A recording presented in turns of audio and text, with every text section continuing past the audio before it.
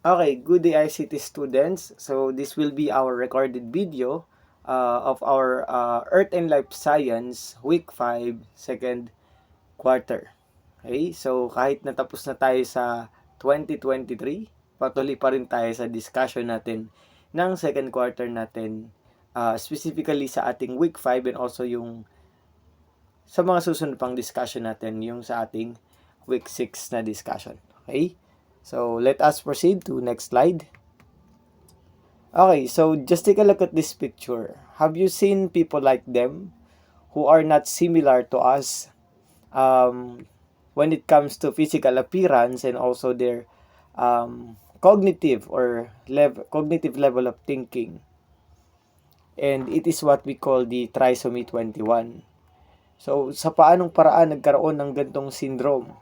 It is because of the chromosome pair number 21 na instead of having one pair of chromosome, meron siyang tatlo na chromosome. So, it is a naturally occurring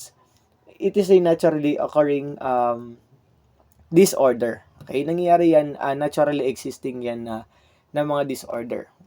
Okay, yung mga Down syndrome, Turner's syndrome, it is a genetic disorder.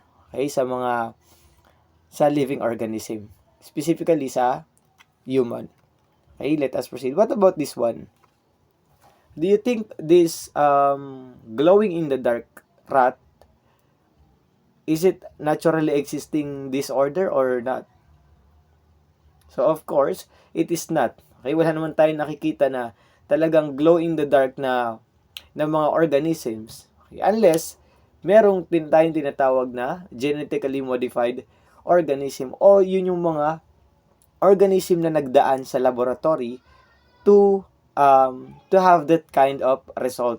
Okay? Para magkaroon ng ganyang resulta. Imagine, meron ba tayong nakikita ng mga glow in the dark na animals or maybe plants? Wala naman, tama? So, let us proceed to our discussion. So, our topic for today is all about perpetuation of life through genetic engineering. So, yung kanina, yung about sa syndrome or yung sa mga sa trisomy 21 or genetic disorder, yun ay naturally existing. While eto namang yung glow in the dark na rat and yung iba mga organism dito sa picture natin, sila ay yung tinatawag natin na genetically modified organism. So, we need to say, dumaan sila sa laboratory. Okay? Nagkaroon ng manipulation sa kanilang DNA structure or sa sequence or sa segment ng DNA para mag-come up sa ganyang result. Okay? Again, our topic is all about perpetuation of life through genetic engineering. Okay, so bago tayo mag-proceed dun sa pinaka-lesson proper natin, so pag-aralan muna natin kung ano ba yung mga parts ng i-discuss natin or yung mga dapat nating malamang terminologies. Okay? So, na-discuss na naman natin. So, yung patungkol sa cell. And when we say cell, it is the basic unit of life. So, meaning to say, dito nag-start yung pagkakaroon ng cell division because of the cell. And we already discussed the three cell theories, which means, or the third theory refers to the cells can undergo cell division or cell came from pre-existing cells. Okay, so this part or yung malaking circle dyan na merong yung blue circle na yan, ang tawag dyan ay cell. Okay? And inside the cell, we have here the nucleus. Nucleus serve as the boss or it is the central or control system or control boss of the cell. Okay? Siya yung nagko-control sa mismong cell natin. Okay? Yung nucleus. And inside the nucleus, meron tayong tinatawag na chromosomes. At pag sinabi natin na chromosomes, ito yung it is a coiled of DNA. Sobrang daming DNA yung nakapaloob diyan sa chromosomes. So meaning to say, mas malaki yung chromosomes kaysa sa DNA. Okay? So katulad kanina sa pinaka-introduction natin, paano ba nagkaroon ng trisomy 21? It is because of the chromosome na sobrang chromosome dun sa pang 21 pairs na chromosome ng isang organism. specifically sa human. Sa atin naman, alam natin na meron tayong 23 pairs of chromosomes, at yung pang 23rd na chromosomes natin, iyon yung nagde-determine ng ating gender kung ikaw ba ay male or female. While yung 1 to 22 pairs, iyon yun naman yung sa somatic cells natin. Okay? So, yung trisomy 21, ito yung sa somatic cells or yung abnormalities dun sa somatic cells natin. Kaya nagkakaroon ng trisomy 21. Okay? And centromere is the center of the chromosome. Yung pinakagitna nung chromosome, ang tawag dun ay centromere. And again, chromosome, it is composed of coil of DNA. Sobrang daming DNA yung nakapaloob dito sa chromosome. And kung nalilito tayo about sa genes and sa DNA, pag sinabi natin na DNA, it is the deoxyribonucleic acid na ito yung bumubuo sa chromosomes, while yung genes naman, it is only the segment of DNA.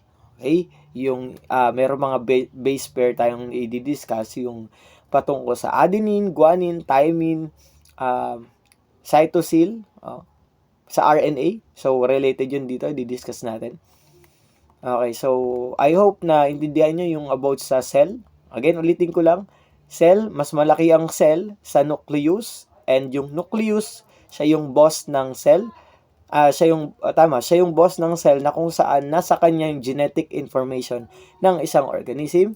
And inside the cell, inside the nucleus, we have the chromosomes, wherein the chromosomes, it is composed of coil of DNA, and the DNA, there is what we call the genes, or it is the segment of DNA sequence. Okay? So, para mas maintindihan natin yung DNA, when we say DNA, it is the deoxyribonucleic acid. Okay? And it is a molecule that carries genetic information for the development and functioning of an organism. Okay? So, siya yung nagdadala ng genetic information ng body natin. Okay? Siya yung magdidikta kung ano ba yung mismong karakteristik, kung pagiging matangos ng ilong mo, or pango ba yung ilong mo, o maitim ka, yung genetic materials or yung DNA yung nagdadala nun. Okay? Ng genetic information. And it is also an organism chemical of complex molecular structure that is found in all prokaryotic and eukaryotic cells and many viruses. Pag sinabi natin na prokaryotic and eukaryotic, so meron siyang true and without true nucleus, and also yung ang mga viruses, it is composed of also, or meron silang DNA sa kanilang structure. Okay? Lahat ng organisms, automatic yan meron silang DNA. Okay? So, sila kasi, or yung DNA kasi, magdedictate ng mismong kung ano yung physical appearance na meron ka. Okay? Same as dito sa sinabi ko kanina, yung about sa trisomy 21 or yung Down syndrome. Sa Down syndrome, nagkaroon ng abnormalities dun sa mga segment or dun sa genes ng ating DNA. Okay? Pagka nagkaroon ng abnormalities or ng pagkakaiba ng pares-pares ng tinatawag natin na base pair, yung adenine, cytosine, thymine, and guanine, so magkakaroon ng abnormalities or genetic disorder. And trisomy 21 or the Down syndrome is one of the example of that.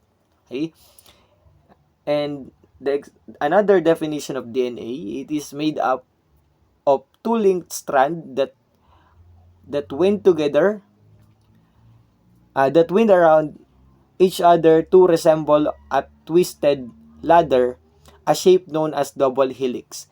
Okay, so meron kasi tayong single strand na tinatawag. Yung single strand, ang tawag doon ay RNA. Kapag double strand ang tawag doon ay DNA. Okay po ba? Okay, so let us proceed. I hope naintindihan natin yung DNA. And take note, yung DNA yung nagdadala ng genetic information natin. At yung DNA, ang tawag sa segment of DNA ay yung gene. So, meaning to say, mas malaki yung DNA kesa dun sa genes. Okay, let us proceed to genetic engineering. So, don't get me wrong about the trisomy 21. Yung trisomy 21, it is a genetic disorder. Okay? Hindi yan related dito sa ating i-discuss na genetic engineering. Pero yung pinakita ko sa inyo kanina yung about sa glow-in-the-dark rat or rabbit.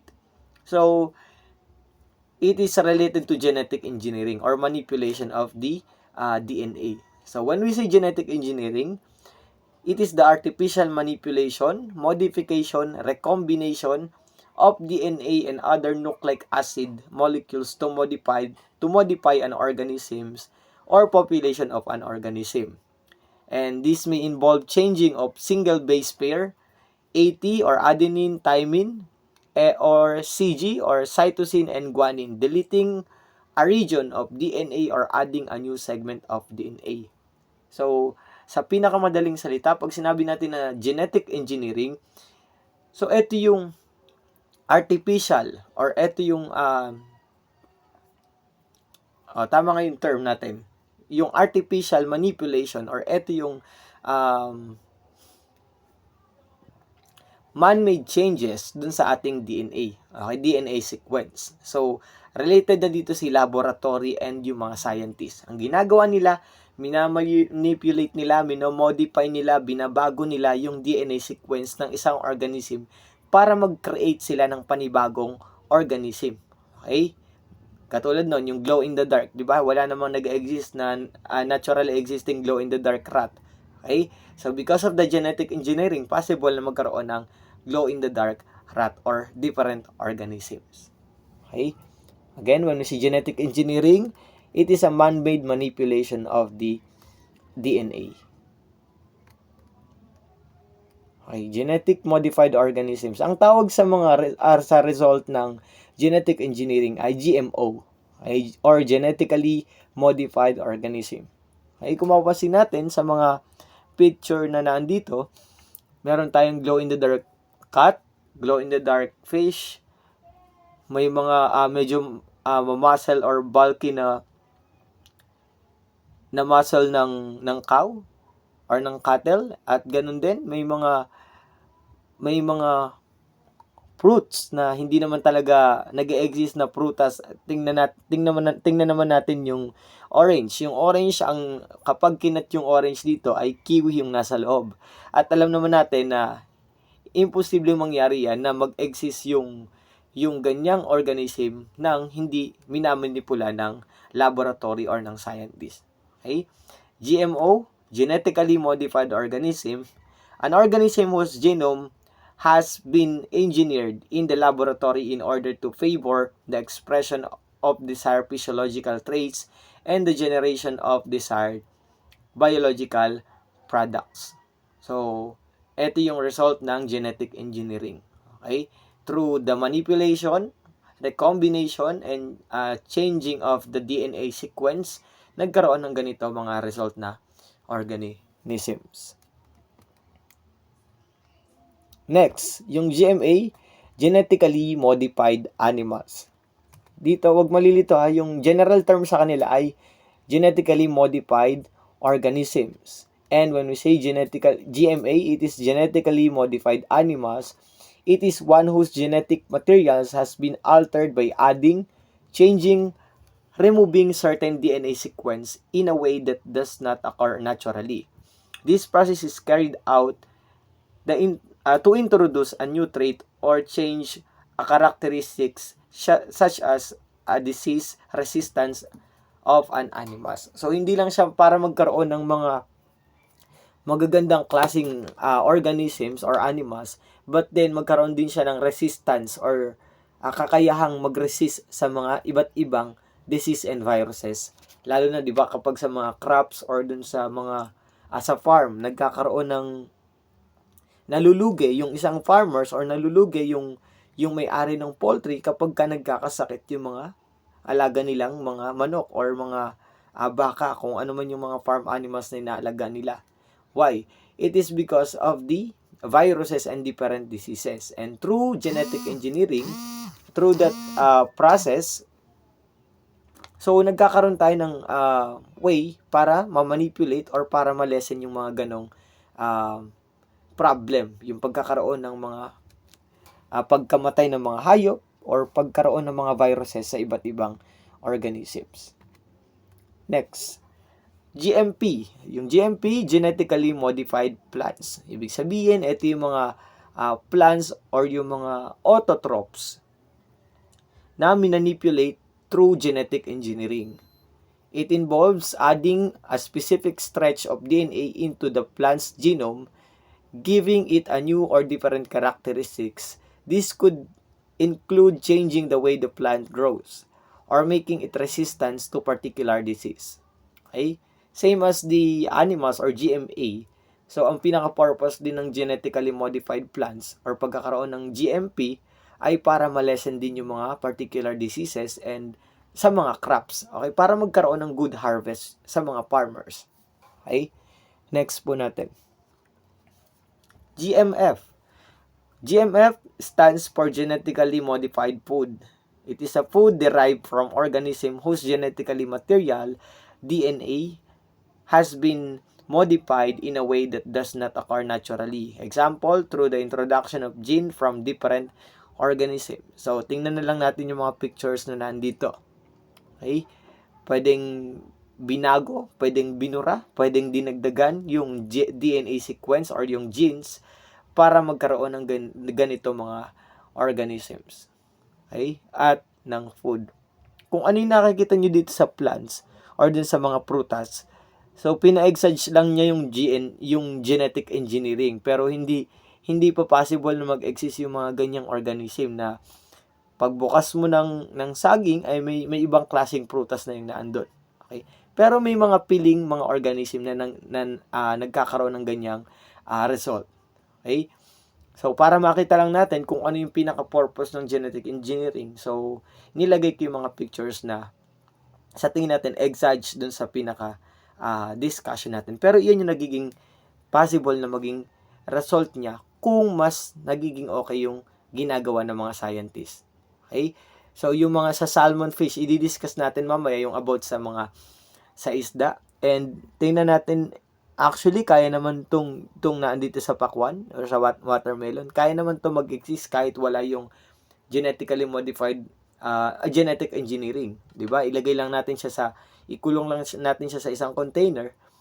Then, magkakaroon na ng ganyang shape ng watermelon. Pero in order for us to know, o para mas maintindihan, para ma-enlighten tayo kung ano ibig sabihin genetic engineering, naglagay ako ng mga pictures na unique at hindi naturally existing na organism para mas maintindihan natin yung genetic engineering.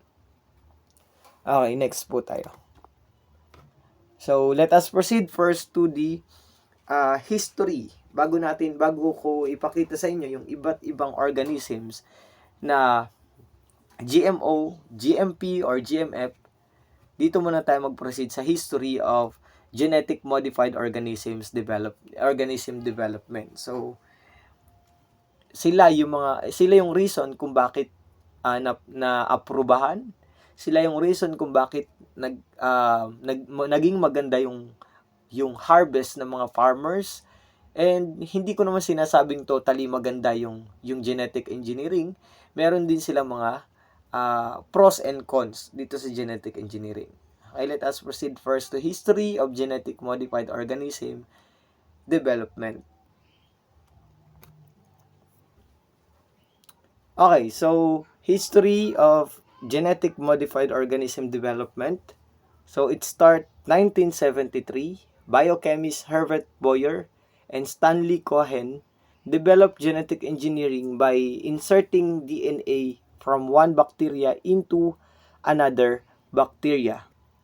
So noong 1973, si Herbert Boyer and Stanley Cohen, gumawa sila ng kanilang experiment related to genetic engineering.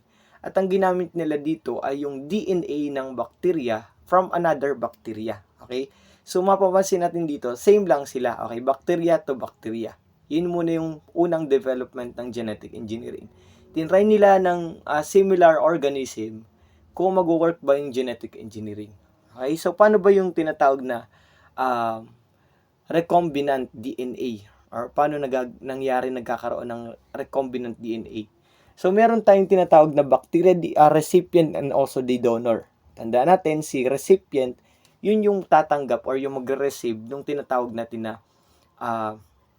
DNA o yung DNA na kukunin or i-extract dun sa mismong donor. Okay? Meron tayong donor at meron ding recipient dito. Okay? So, tingnan natin. Okay. So, yung DNA sequence dito sa bacteria, ang ginawa nila ay i-connect nila dun sa another bacteria.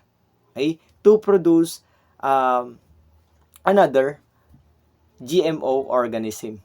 Okay? Yun yung unang history ng ating genetic modified organism. Nagsimula yun kay biochemist Herbert Boyer and Stanley Cohen. Take note, bacteria to bacteria ang ginamit nila. Yung DNA ng isang bacteria, itinransfer or in-insert dun sa sequence ng another bacteria. Okay, Boyer-Cohen recombinant DNA. Kung mapapansin natin, akala natin madali lang yung pagdikit ng mga DNA, hindi po siya totally madali. Kailangan pa niya ng mga enzymes para tumulong na mag-split up ng tinatag natin na DNA sequence or yung adenine, cytosine, thymine, guanine, and uracil. Yung mga DNA sequence na yun or yung mga base pair na yun, yung segment ng DNA na yun, may mga iba't iba pang mga helping enzymes para makat at para makonect siya into dun sa mismong another bacteria or yung tinatawag natin na recipient bacteria. Okay, next natin, noong 1982, first commercial development of GMOs or insulin-producing bacteria. So, noong 1982, alam naman natin yung insulin ay napoproduce siya. It is because of the accessory organ of the digestive system, which is the pancreas. Okay?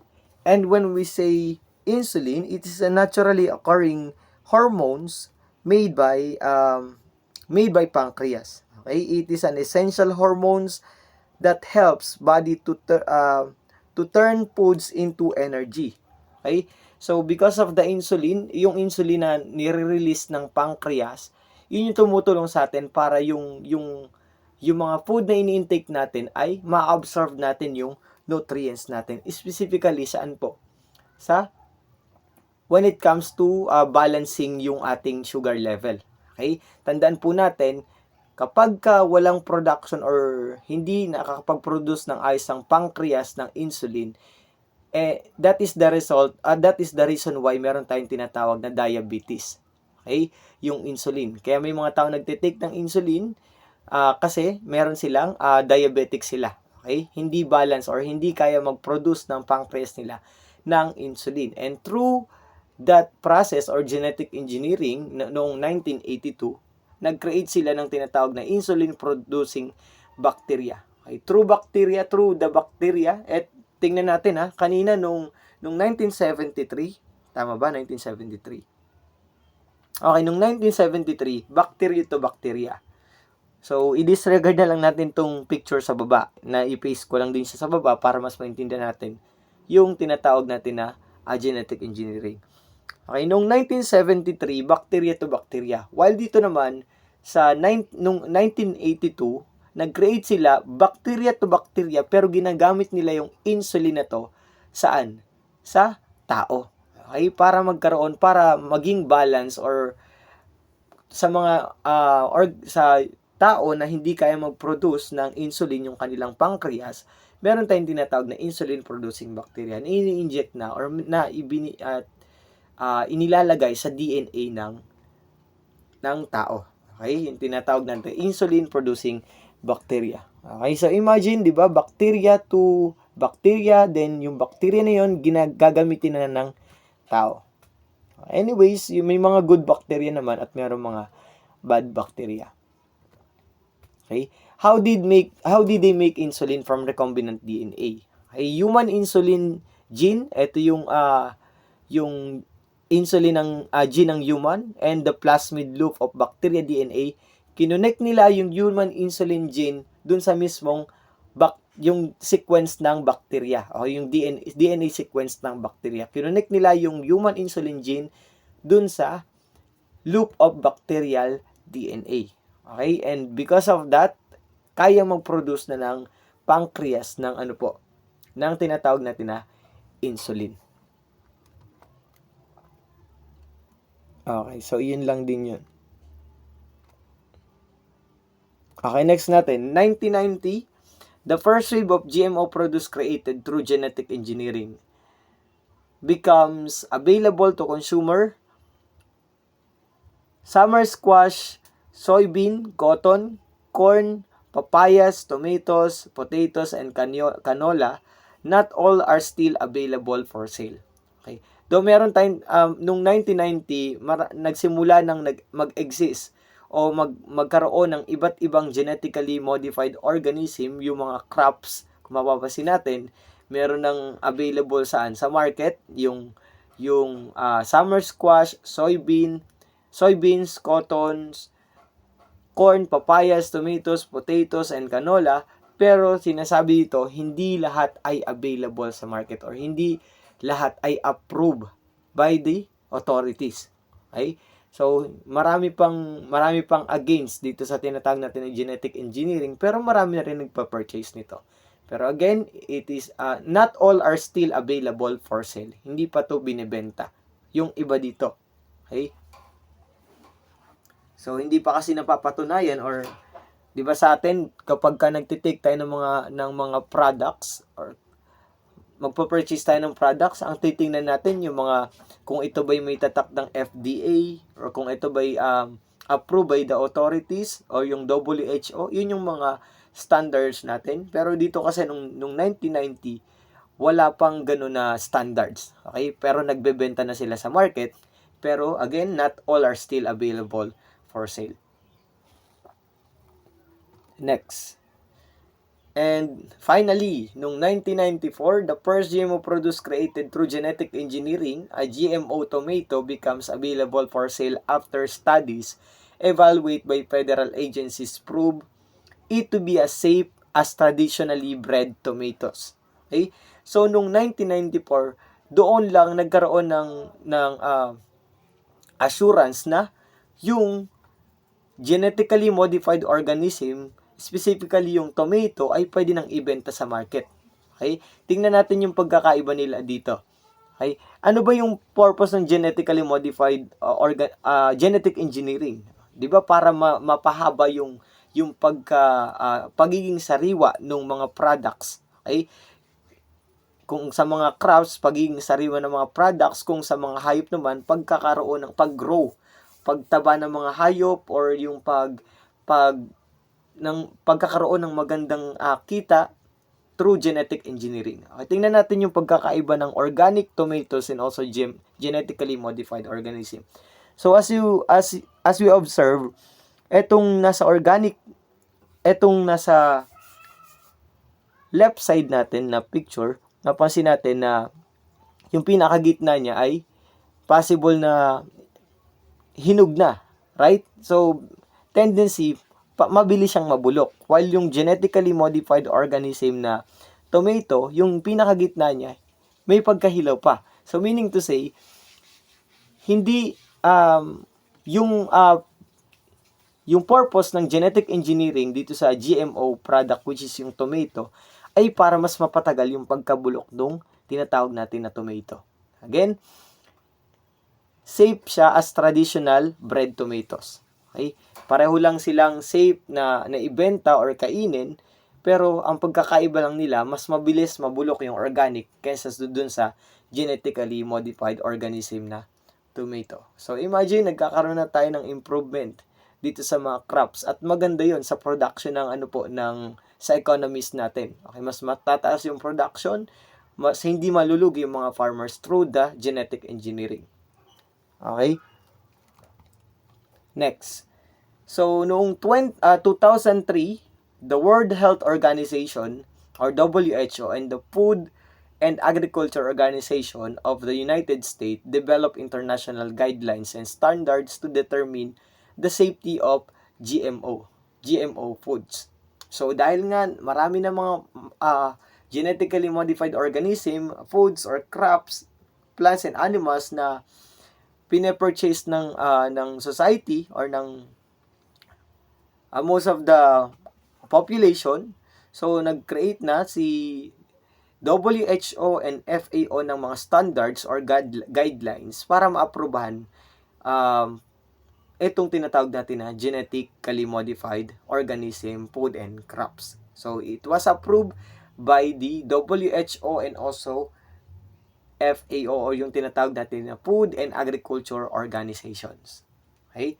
So, magandang stepping stone to para mas matanggap siya ng society na tinanggap na siya ng mga authorities, so pwede na siyang i-purchase ng society.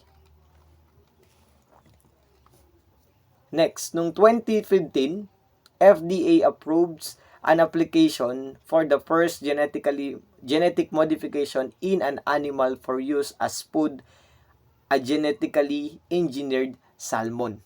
Okay? So, noong 2015, ito yung kauna-unahang magkaroon ng animals or yung genetically modified animals na maaprubahan ng FDA. Okay, pwede na siyang i-release sa market, pwede na siyang i-purchase ng population or ng society.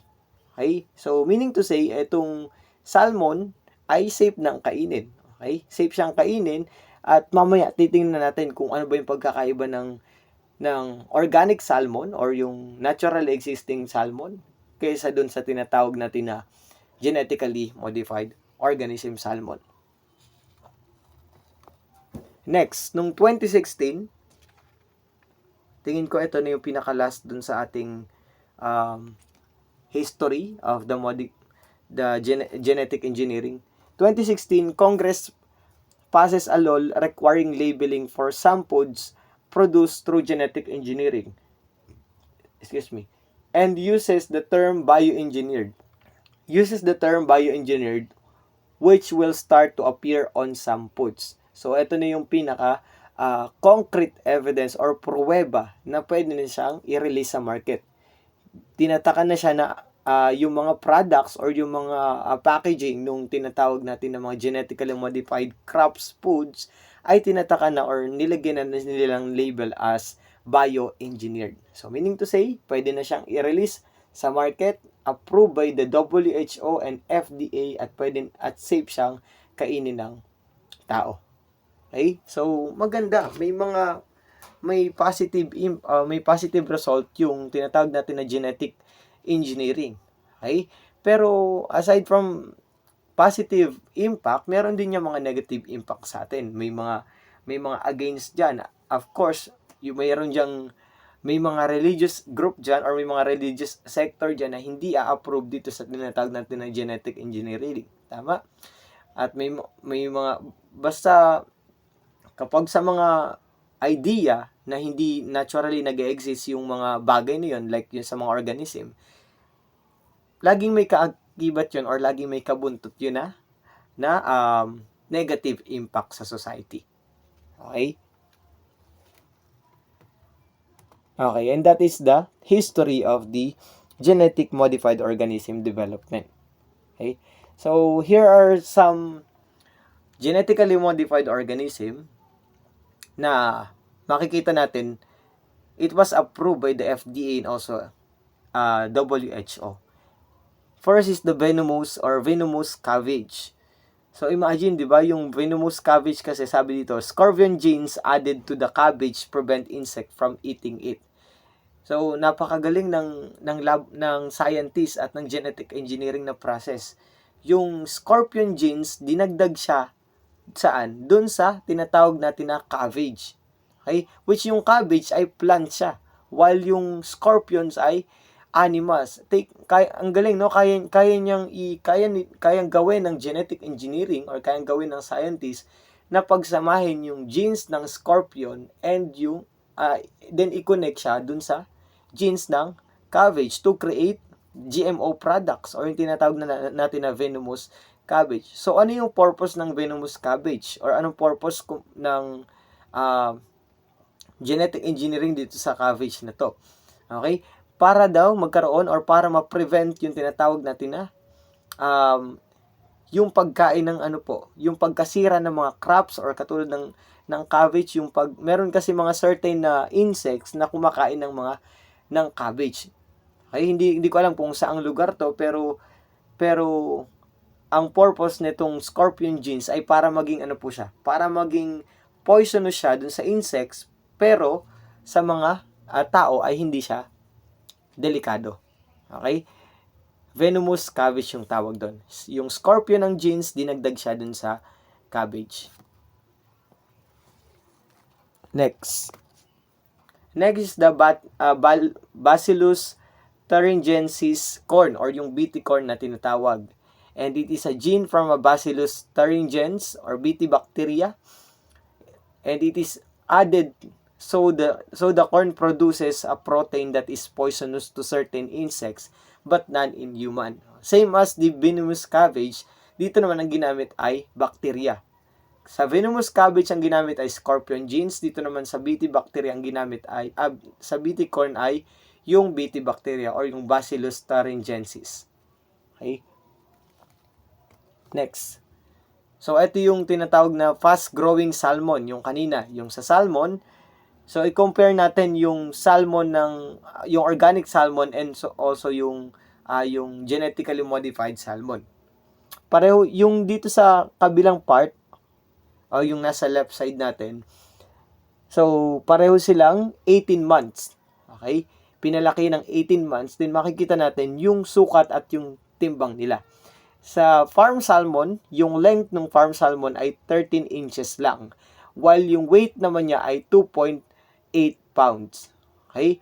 While dito naman sa ating genetically modified salmon, yung length niya ay 24 inches and yung weight niya ay 6.6 pound. Wow, ang galing, di ba? Makikita natin yung pagkakaiba ng genetically modified salmon dun sa farm salmon. Okay? Kaya siya tinanggap ng authorities, ng WHO, ng FDA kasi maganda rin yung nagiging result ng genetic engineering. Okay, babasahin ko lang tong part na to. Genes from two other fish cause the salmon to continually produce growing hormone. So dito naman ay pinagsama nila pinadaan nila sa genetic engineering na process yung genes ng ibang isda at inilagay nila dito sa salmon. So, siguro yung characteristic nung inilagay nilang genes na yun ay mabilis lumaki yung genes. Mabilis lumaki yung isda. Okay, inilagay nila yun sa salmon. Kaya naging result, maganda yung naging harvest ng mga fisherman. Okay? Next po natin ay yung Les Mellicow. Dito sa Les Mellicow, modifying bacteria responsible for methane production in cattle result in 25% less flatulent cows. So, hindi lang ito sa mga sa economy, hindi lang ito sa good crops and harvest. So, pwede rin siya saan? Para ma-lessen yung tinatawag natin na global warming. Okay? Kung mapasin natin, kapag naturally, yung ating yung mga baka, yung mga farm animals, nagre-release yan ng waste na mabaho. Tama? And because of the genetic engineering, nakapag-produce sila ng tinatawag natin na less smelly cow. Okay? Minodified nila yung bacteria inside the gut of the farm animals or yung cattle to lessen the production of the methane. Okay? Yung methane kasi delikado siya or nakakapag-contribute siya ng global warming. Okay? Kaya dito, ang ginawa nila, para hindi rin maging mabaho yung amoy ng dumi nung cattle or nung baka, ang ginawa nila ay minodified nila yung bacteria inside the gut of the cattle. Okay? So, bukod sa mga crops, bukod sa harvest, maganda rin siya sa environment. Okay, yung genetic engineering. Okay? So, last topic na natin dito, yung genetic engineering technique. So, paano ba yung mga steps or yung techniques? So, in order to produce genetically modified organism. So, ito yung yung 4 basic techniques na ginagamit nila. Aside from, meron pa kasi silang mga manipulation na nakakaiba or specific or dun lang sa certain na organism na gagamitin na magiging result nila. Pero ito yung pinaka-general na technique na ginagamit nila. So, let's start from the Number 1, step 1, identify an organism that contains desirable genes. So, yung una nilang technique sa genetic engineering, of course, you need to identify the desirable genes or kung ano yung gusto mo na maging result ng isang organism na i-create mo kung ikaw yung scientist. Okay? Kailangan mong hanapin muna or i-identify kung ano yung pinakagusto mo na maging resulta ng genetic modified organism or resulta ng genetic engineering. Okay? First is to identify an organism that contains desirable genes. Hanapin mo yung mga organisms na merong ganong karakteristik. Next. Step number 2, extract the entire DNA from the organism. Okay, so kung nahanap mo na yung desirable genes na gusto mong makuha, gusto mong maging result, i-extract mo na yung entire DNA niya from the organism. Kunin mo yung buong yung DNA sequence or yung DNA niya. Wag mo munang ang pinakapangalawang step natin dito, you need to extract first. Then number 3 po natin ay remove this gene from the rest of the DNA. Kung yung kanina, in-extract natin yung entire DNA dun sa desirable organism natin. Pangatlo naman ay tatanggalin na natin yung genes or yung segment of DNA from the rest of the yung segment of genes from the rest of the DNA by using the restriction enzyme. Hindi lang siya kinakat, hindi lang siya hinihiwalay. Ginagamitan siya ng enzymes. Yung enzymes, pwede siyang pinapabilis niya yung paghiwa-hiwalay ng mga base pairs or paghiwa-hiwalay ng DNA sequence or pinapabilis niya yung pagdikit-dikit ng mga DNA sequence once na in-extract or in-inject na siya dun sa mismong recipient. Okay? Step number 3, remove this gene from the rest of the DNA by using the restriction enzyme. This enzyme search for specific nucleotide sequence where they will cut the DNA by breaking the bonds at this location. Okay? So, tinatanggal niya or pinuputan niya yung bond or yung attraction between different base pair.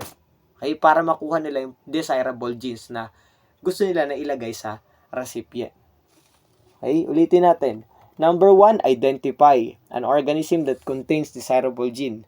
Number 2, extract the entire DNA from the organism. Number 3, remove this gene from the rest of the DNA by using the restriction enzyme. And this enzyme search for specific nucleotide sequences where they will cut the DNA by breaking the bonds at this location.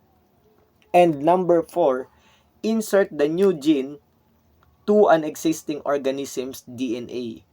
This may be achieved through a number of different process. Okay? So, number 4, yung last na technique ng genetic engineering, once na nakuha mo na yung DNA, yung desirable gene, next is, i-insert mo na siya or ilalagay mo na siya dun sa existing organism's DNA. Okay? And take note, hindi lang siya isang beses na process, paulit-ulit nilang ginagawa yun hanggang sa makuha nila yung tamang result or hanggang sa makita nila na merong attraction dun sa DNA ng recipient and also DNA ng donors. Okay, so tingnan natin dito. Let's say for example, sa breed ng dogs. Okay? Meron tayong iba't ibang breed ng dogs. Okay? Na dito. First, aalamin mo muna kung ano yung gusto mo na maging result ng magiging alaga mong aso. Okay? Hanapin mo dyan kung ano yung gusto mong magiging alagang aso. Then next,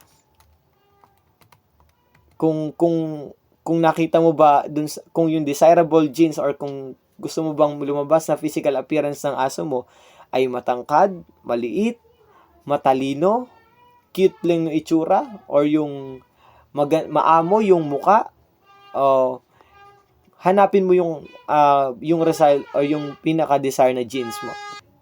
Okay, then next, once na nakita mo na yung pinaka gusto mo na maging result ng organism or genetically modified organism, Next is you need to what?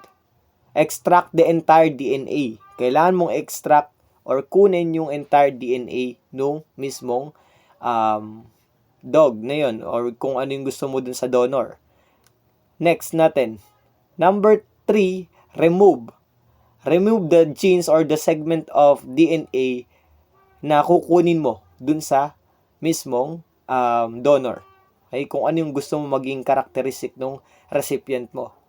And number 4 naman, i-insert mo na siya dun sa donors or i-insert mo na siya dun sa recipient or i-insert mo na siya dun sa mismong another organism na gusto mo na magkaroon ng ganong result. Okay, so possible na maging result ng genetic engineering. So, ganito yung result niyan. Mga kakaibang organisms. Ito yung tinatawag natin ng mga hybrid organisms. Pero once na may mga result din kasi na hindi kaya ng kumbaga parang process na reproduction through hybridization or yung pagsasamahin lang natin or ipag-breed lang natin yung magkaibang organism, kailangan pa rin nila ng manipulation through genetic engineering. Okay? So, what I'm trying to say here is, through genetic engineering, makikita natin yung result ng mga organism na hindi naturally existing. Okay? And that is the end of our discussion.